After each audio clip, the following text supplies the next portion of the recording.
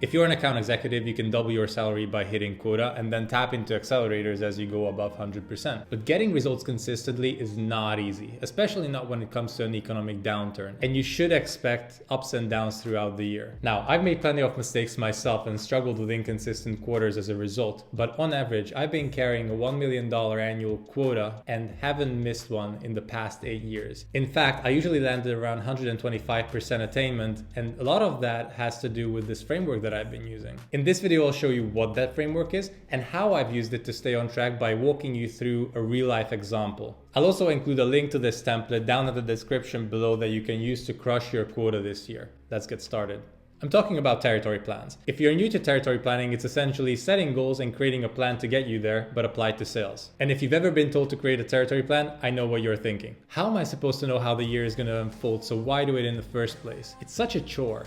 I'll just do my best and that'll be enough. Until shit hits the fan. See, I was already at 50% attainment 1 year in July when I lost a 500k deal that I had in commit for that year. Now I had to build back half of my pipeline, and with only 5 months left in the year, that felt impossible. But having a territory plan in place gave me that focus and clarity to know what I have to do to hit quota. And not only did I crush the quota at 136% attainment, my BDR and I created and closed 65k in the last 45 days of the year. But all that would have not been possible without a plan in place. So the goal of building a territory plan isn't to have your entire year figured out. It's just not going to happen. The goal is to give you the direction and focus you need to know what you have to do to hit quota and to be able to roll with the punches as shit hits the fan. When done right, it also serves as a system to fall back on when your motivation is low. There are definitely people who wake up in the morning and hit the phones with enthusiasm, and I have mad respect for them. But that's just not me, and I find it easier to stay on track if I have a system in place that I can review and revise from time to time. I'm also sure that many of you can relate, so let's stack the odds in our favor. If no one showed you what a good territory plan looks like so far, it can be difficult to get started, but luckily it's quite simple and you definitely shouldn't over-engineer it since you're going to use it as a moving document that you review and revise throughout the year. At its very core, you can break it down to 3 simple parts. First of all, analyze your territory. What are some strengths, weaknesses, opportunities, and threats that have an effect on your target attainment? Secondly, break down your quota. Where is your number going to come from? And because normally there's going to be a team surrounding you, I like to put everything together in a matrix that defines exactly who does what by when, so nothing slips through the cracks. When analyzing my territory, I like to focus on 4 specific factors. What are some industry trends and challenges? What companies in my book of business do I already have in my install base versus my TAM? How strong is your competition and what is your relative position to them? You can limit this easily to your top 3 to 5 competitors. And lastly, because you're going to be the biggest factor in whether or not you achieve, what are your unique skills, knowledge, and connections in the markets that can set you up for success? This is a part of the territory plan where I wouldn't spend more than 10% of my time, because the only purpose of this is to get the juices flowing and give you ideas that you can use later on when you're breaking down your number and putting everything together. This second part of breaking down your number is where I would spend 50% of my time.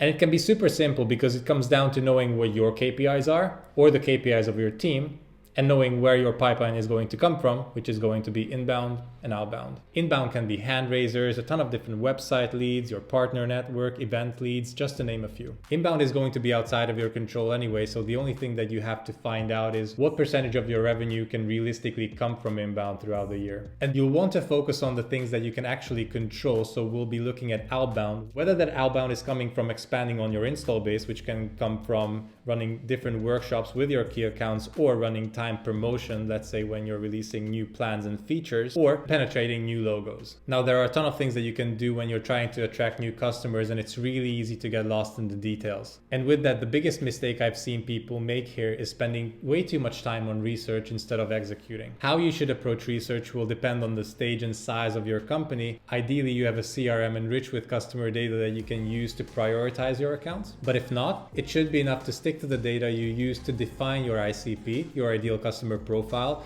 and collect those data points for each of the companies that you're considering reaching out to, because then you can use that data to tier them in order of priority. Once you're done tiering your accounts, you'll want to create an account map for each of them to identify your way in and also narrow down your approach. 3 easy sources for starting your research is their 10K reports, the company website, LinkedIn Sales Navigator. Essentially, you'll want to narrow down the 3 whys. 3 things you should answer for each account is why they should do anything, why should they take action now, and even if they do, why choose you in the first place. To the extent that you can, I would map out how their business is structured, because this directly affects what expansion opportunities you can expect after your land. But I've always found it easier and faster to map out how an organization actually looks like once I've started talking to the people who actually work there. So don't spend too much time on it. Where you do want to spend your time is those 3 to 5 personas who you solve a problem for and how you can approach them. Do you have any first or second degree connections with them, or do you have to go in cold? Now let's see how this looks like in action.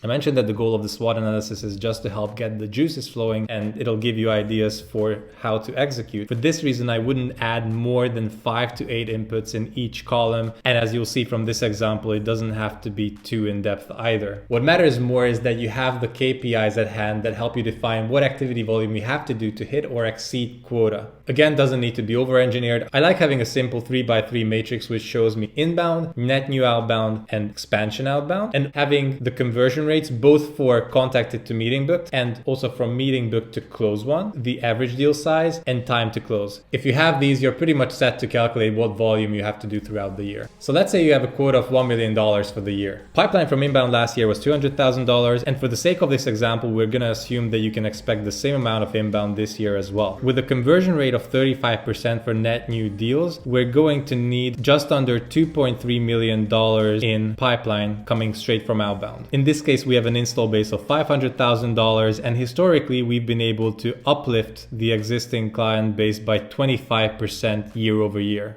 which means that we should be able to close 125K by the end of the year. But because we have a win rate of 50% for expansion deals, you'll need to generate double of that, so 250,000 in pipeline to actually hit that number. And that's what we're going to go with. Now that we know how much pipeline we have to create from outbound as a whole, both net new and expansion, and because we have the average deal sizes and time to close, we can go ahead and calculate how many ops we have to create week over week to get to our number by the end of the year. And to hit our number in this example, we're going to target creating 2 expansion ops and 5 net new ops each month. So 1 expansion opportunity every 2 weeks and a bit more than 1 opportunity created in net new outbound week over week. Now let's see where these ops will come from. Your book of business should live inside your CRM, marked as either a customer or prospect, and then enriched with all the data you need to rank them in order of potential and priority. Needless to say that all accounts in your book of business should match your ICP, otherwise you will just be wasting your time. Next up is mapping out your accounts. And in the beginning, it's more than enough to keep it to 3 main parts, which is the 3 whys, an account hierarchy, and your prospect list. To uncover the 3 whys, you'll need to do your research on the pain points and goals the company has for the year ahead. And the account hierarchy will help you understand what's your best point of entry. And the part that matters most is the prospect list, where you have to make sure that you have enough prospects in your list to hit your activity numbers to then hit quota. Make sure that each of these prospects have a clear owner, either that's you or your BDR. And lastly, define when you're going to reach out to these prospects so you're aligned in your execution. That's it for how to break down your number. Now let's see how we can set ourselves up for success when executing. The 2 biggest mistakes I've seen being made when building territory plans is either not taking it seriously, but if you've made it this far, that's not applicable. And secondly, trying to do everything yourself instead of bringing the cross-functional teams around you to enable you to hit your number. The table you're seeing right now is meant to help you avoid this second mistake. As you can see, we're going to break it down to what is the objective, what's the SMART goal. If you're not familiar with SMART goals, it stands for specific, measurable, actionable, relevant, and time-bound. Then we'll define who we need help from to achieve the goal. And then my favorite parts is what are the top 3 things that can get in the way of you reaching that goal? And what are 3 things you can do to stack the odds in your favor? Lastly, you'll want to collect all of the relevant documents and enablement material in a single place for easy access, and have a separate area where you can track all your to-dos in one place. So let's run through it real quickly. As you can see, I've added 3 objectives, one for reaching my net new outbound goal, my expansion outbound goal, and a third one to improve my skills in creating urgency throughout the sales cycle. Let's take a look how we're going to achieve our net new outbound goal. Based on the numbers, my BDR and I will reach out to 254 prospects each week, because that will net 4 meetings a week for us. And we've also split up which roles my BDR will take versus what I will take. In the who do I need help from section, I've marked I'll need help from my BDR, my sales engineer to own the POC process that frees up my time for prospecting, where field marketing comes into the picture, product marketing, sales enablement, and demand gen. Knowing myself, the top 3 things that can get in the way is either accepting same-day meetings, not reviewing the progress we're making from time to time, and attempting to do everything myself. But since I know who I need help from to do what, I'm already setting myself up for success. On the flip side, how I can stack the odds in my favor is not having meetings in the first 2 hours of the day, which I can reserve for pipeline generation. Every time someone on my team closes a new logo, I can check if either some of their child companies or competitors are in my territory that I can outbound, because having social proof will help me do warm outreach. And for any opportunity I can get to POC above a certain deal size, I can get our investors involved to help make executive level introductions that help me get top-down support to secure the deal. I'll let you check out the rest of the document on your own time. I'll leave a link to it in the description down below, so be sure to check it out. And now you have a territory plan. If you like this video, make sure to like and subscribe. Check out some of my other videos which will appear here and here, and see you next week.